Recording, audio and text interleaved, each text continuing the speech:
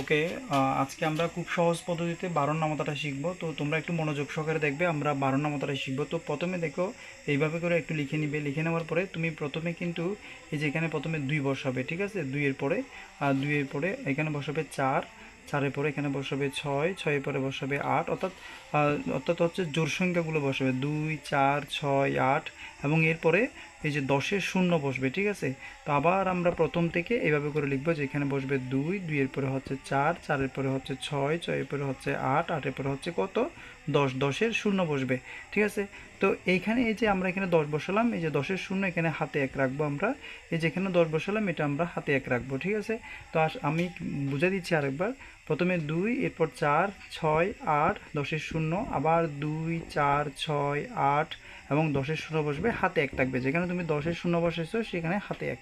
এরপর তুমি কি করবা, এখানে প্রথমে 1 বসাবে, এরপর 2, এরপর বসাবে 3, 3 এরপর হচ্ছে 4, এখানে 5 বসানোর কথা কিন্তু হাতের 1 আছে, সেজন্য 5-এর সাথে হাতের একটা যোগ হয়ে হবে 6, তারপর হবে 7, এরপর হচ্ছে 8, এরপর হচ্ছে 9, এরপর হচ্ছে 10, 11 বসার কথা কিন্তু হাতে 1 11-এর সাথে যোগ হবে, সেজন্য এখানে বসবে 11-এর সাথে হাতে 1 যোগ করে হচ্ছে 12।